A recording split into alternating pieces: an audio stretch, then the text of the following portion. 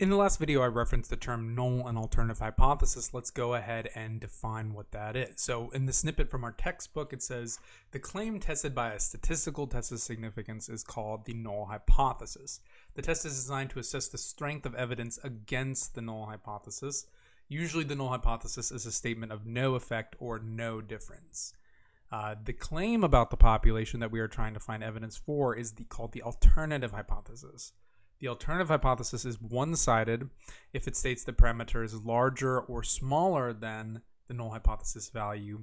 It is two-sided if it states the parameter is different from the null value. It could be either smaller or larger. And in some of those examples, like say we're thinking about example number 1, which, to go back to 2 videos ago, in that case, Professor Havens claimed to have a strike rate of 70%. We called that the null hypothesis. And the counterclaim, or the alternative hypothesis, was the thinking that, okay, maybe Professor Havens is lying, or maybe he's misrepresenting his true strike rate. Maybe it's not actually that, and we want to gather some data and give us evidence against the claim. So if I was trying to write that out using this statistical notation, let's go back to our notes. The null hypothesis there. And actually, since we refer to that as a proportion, we should actually be using P instead of mu. And we'll get into this in chapter 20, but I'll just go ahead and use mu for now to keep it consistent with the notation from the rest of chapter 17. But the claim was that his average strike rate was 70%. And the alternative hypothesis, and how we write this, and I said this before, but we always use the abbreviation H sub 0 for the null hypothesis, and H sub A as the abbreviation for the alternative hypothesis. It's just a notation thing, no special mathematical meaning. And when I write it with a colon, it's a statement of those two assumptions. And anytime we do a test of significance, it should always be represented in the same way. That way we know, the goal is to make sure we all know what we're talking about. And in that case, our claim, the counterclaim was that, okay, Professor Havens did not have a 70% strike rate. Then we go and gather some data to test the validity of it. And ultimately, the goal is to do math to try to see how unlikely is this unlikely to be true or false. And if we have significant evidence against it, then we can conclude that the original claim was false. If we don't gather significance evidence, we cannot conclude the original data was false. And for example number 2, which we were looking at in just the last video, we were talking about the GMAT example, where the null hypothesis was that the true average GMAT score of students was 550. The alternative hypothesis by the Filipino researcher was that Filipino students, she thought that they would be less than 550. And these are 2 different types of statistical tests. Really, they're the same test of significance, but one is called a two-tailed test, like this one. So this one was two-sided, and this second example was called a one-sided test, because we're only in that case, we're excluding the possibility of it being higher. We think it's going to be lower. Whereas with Professor Havens' strike rate, maybe we thought it might be lower than 70%. Maybe we should have used a one-sided test, but as I originally stated it, we just thought, well, maybe it's not 70%, not necessarily lower, because maybe Professor Havens has an 80% strike rate, right? Who knows? And the only difference between, if you're trying to ask yourself the question, is this a one or two-sided test? Just ask yourself, do we have some like assumed behavior about one way or the other, or do we just not know if it's higher or lower? If we don't know it's higher or lower, you want to do two-tailed. If you do know, or you have the inclination that it's higher or lower, you want to use a one-tailed test. And yeah, so I'll have that in the slides as well.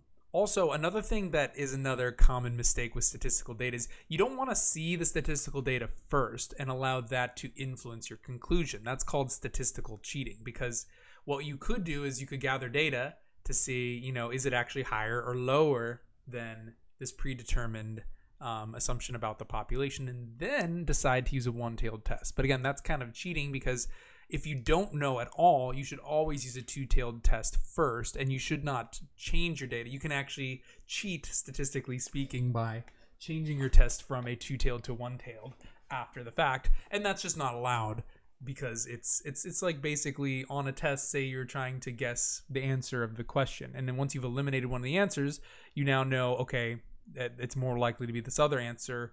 That's kind of cheating, right?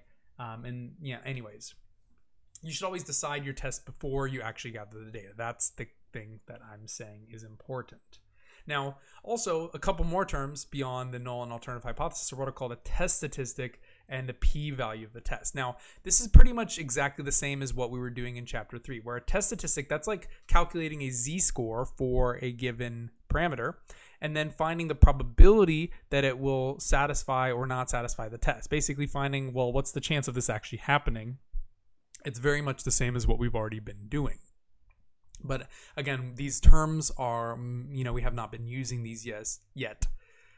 And in a test of significance, the goal will be to calculate the test statistic and figure out the p-value of that occurring in any case. And the p-value of a test describes the strength of evidence against the null hypothesis. So again, it's kind of like we assume the null hypothesis is true, and we want to see, how likely is it that it is true? Like in the example we were working on in the previous video, we obtained the p-value for 539 being about 16%.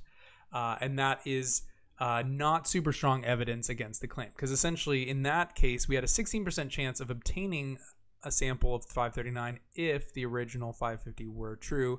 That's not super strong evidence that it's less than 550. However, we had a 2.5% chance of obtaining a sample mean of 528, given that, assuming that the actual mean was 550, that is a lot stronger evidence because it's very, very unlikely that we would obtain a 528 sample if the mean was actually 550. So stronger evidence is a lower p-value. And this is essentially the evidence against the claim, right? This is the claim. The data is trying to refute the claim. We can never prove it's false, but we can come up with strong evidence against it being false. And low probabilities are stronger evidence of something being false. And that's kind of why the p-value is always against it, and why low values are actually good or strong evidence, and high values are not strong evidence. And you can kind of think about these statistical tests kind of as an innocent until proven guilty, where Professor Havens says he has a 70% strike rate, and until we have evidence that he's lying, well, we just kind of have to treat it as true. And so, like say we're thinking about a pharmaceutical example, the company claims their drug cures whatever, and we can't really say that they're lying until we gather evidence and prove that it's not true. And it's sort of like the p-value is much like a confidence level of, in a confidence interval of expanding the range in a similar way. And actually that's what we call the statistical significance level. So, and alpha, so I know I'm throwing a lot of different terms and a lot of different things at you guys, but that's just how these work. There's a lot of ideas, and we need to be on top of all of them. But statistical significance, let's just go ahead and read again another cutout from the book. It says, if the p-value is as small or smaller than alpha, we say that the data are statistically significant at level alpha. The quantity alpha is called a significance level, or the level of significance. So this is essentially the same as C, where in a confidence interval, we're trying to say, well, 90% of the time, the data will be between here and here, or 95% of the time. It's sort of arbitrary. Similarly, alpha is sort of arbitrary, but it's another value that has to be pre-established before you run a test of significance. So let's just say alpha is 5%. That's a very, very commonly used alpha level for a test of significance.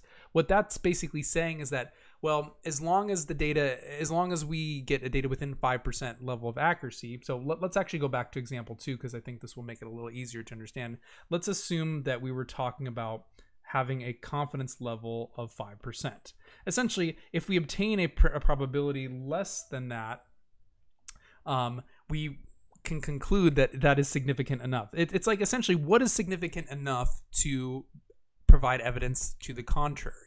And, if we're thinking about this example, we had a less than a 5% chance of obtaining this. And if it is a smaller percentage chance than this, we claim that that is strong enough evidence to refute the claim. And our final conclusion would be, okay, mu is not 550 because we are below our pre-established level of significance. However, if our p-value that we obtain is greater than that, this is not strong enough evidence, and we cannot conclude that the mean is different. So we have to accept the null hypothesis. And again, there's always a conclusion that you're going to make at the end of these things, and it's always based on statistical significance level. It's a somewhat arbitrary percentage that is like the pre-established, this is a good enough evidence at this level, and it's typically like 1%, 2%, 5%, something, a very small p-value, because again, it has to have a small probability in order to provide evidence against the claim. And that's kind of where a couple of these bullet points says lower p-values indicate stronger significance. And alpha is just the variable that we use as an arbitrary minimum p-value deemed strong enough for the situation at hand. So before we actually get into the math, you can actually do confidence tests using a TI-83 or 84, or just by using the applet on the internet. And how our book starts off by doing it is linking to the applet. So let's just go ahead and do it that way. But if we look at our next few examples, and if we go ahead and fill in these blanks, the p-value of a test measures strength of evidence against the null hypothesis. We might as well go ahead and fill this in, against, if you haven't already. And lower p-values indicate stronger evidence. These are very important ideas to making sense of a lot of these things. But let's continue back with the example from the previous video. It says where we're assuming that the general average of test taker scores of students in the Philippines. Sorry, I'm trying to find my packet here, where the claim was that their average was GMAT score of 550. The alternative hypothesis was labeled like this, that because the researcher thought that the actual value were of her 100 students, or not, she had more than 100 students, but that was her sample size. She thought that their true value was less than 550. And we, looked at a couple different scenarios that could happen if she gathered random data from a population. And essentially, if we input all these parameters into the applet, so where the link is in is in the slides, and it's also in the textbook, or you can just Google significance test calculator, and you should be able to find something similar. But basically, if you type in everything properly, it will do the math for you. I want to teach you guys how to solve it as well. But the applet is something that you can help check yourself. So again, let's say we're looking at example number 2. The null hypothesis was the true mean of the students was 550. And her assumption was that she thought her students had a smaller average than the claim. We need to know the standard deviation of the original population as well as the size of the sample. So we're going to input those two parameters. And notice what that does is it gives us a normal distribution, as we've already discussed.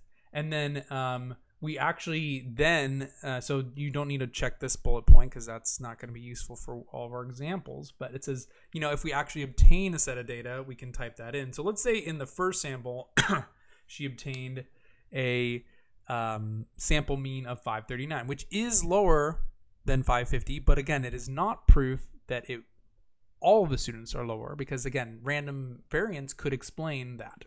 And we want to calculate what's the probability that random variance does explain that. And notice we get a p-value of 15.87%. So let me just go ahead and write that in our notes before we move on. The p-value obtained from the applet was, I'll just go ahead and say approximately 15.9%. And notice that's consistent with the answer we got over here, where we were just using the normal distribution calculator. But my point is, you can calculate it more accurately with a calculator, and you can actually do any potentially obtained score as well. And again, it's basically by doing z-distribution math. We'll do it by hand in the next video. But for now, let's use the applet. And the question 6 asks us, is this statistically significant at a level of alpha 0.5%? And all you need to do is check to see, is this greater than or less than alpha? So of course 15.9% is greater than alpha 5%. So this is not statistically significant, because remember, if we want if this data is significant enough to show to the counterclaim that the alternative hypothesis that the true average GMAT score of the students was less than 550, we need to have less than a 5% chance in order for that to occur. or technically less than or equal. But if we get a greater percent, it is not significant enough. So what we'd say is no. If your p-value, so this is what you can remember. P is greater than alpha is not significant. P less than or equal to alpha is significant as well. And our final conclusion, we'll get to that in a moment. But so let's look at another example. So with 528, and notice with 528, we said that that was statistically significant. Let's try to do the math this way once again. So if we change our x bar to 528, that's a much lower mean. Notice that it gives us a p-value of about 2.3%. So the p-value associated to that mean sample average was about a 2.3%. And that is, yes, statistically significant because the obtained p-value is less than alpha. Again, again, if I write this right here, well, 2.3% is less than or equal to 5%, which tells us that it is statistically significant. Sorry, I wrote this in the wrong spot. It is statistically significant at a 5% level. But notice that, let's say we were to do a 1% significant level, even this is a small percent, but the significance level dictates how small is small enough. So if we were using a significance level of 1%, then that still would not be significant enough. And that's something, again, that you need to predetermine before you run a test of significance, because that would be kind of statistical cheating also if you change it after. So when you do a test of significance, you need to establish your null and alternative hypothesis first of all, and your alpha level, your significance level. And then you do the math, run the data, and then you form your conclusions at the end. Now, doing one other example, let's say that she obtained a sample mean of 524. Instead, we could go to our applet to see, well, what if it was a 524? How unlikely would that sample be to obtain? And notice we get a p-value of about 0.9%. So this p-value associated to a third mean score with 100 sample size would be 0.9%, and that would be less than 1%. So, that score would be significant at a 1% level, but 528 and 539 would not. And again, if I'm going back to the normal graph, 524 is even lower, and the further away from the claimed mean we are, the less and less likely it will be. And you can kind of imagine a significance level as kind of a, how unlikely does it need to be accepted in this statistical situation. And a lot of times, say with a drug trial, you want to be really, really certain your drug does what you want. So you might want to use an alpha level of 1% so that you are like 99% certain that everything you're doing is right. And again, a lower significance level will be better, more accurate, but as you can see, it's a lot harder to prove something at that level. Now, we can also do this with a TI-83 and 84, but I have that in another video already, so I'll just wait till then and show you how to do that. And, finally, number 12 says explain why these p-values tell us that the first outcome is not strong evidence and why the second and third do provide strong evidence against the null. But, what does strong evidence mean? Again, that is a subjective term. And, in the first case, well, 16% is never very, very good evidence because that's fairly likely to happen. But 2%, pretty unlikely, and less than 1% is even more unlikely. So the strength of the evidence is determined by the actual p-value. That's what the p-value is all about. And whether it's good enough or not, that's all that alpha is about. And so, is 5% strong enough or is 1% strong enough? Those are questions for before you run your test. And in the case of, 5%, those are both strong. Like 2%, pretty unlikely, but it may not be strong enough given the situation.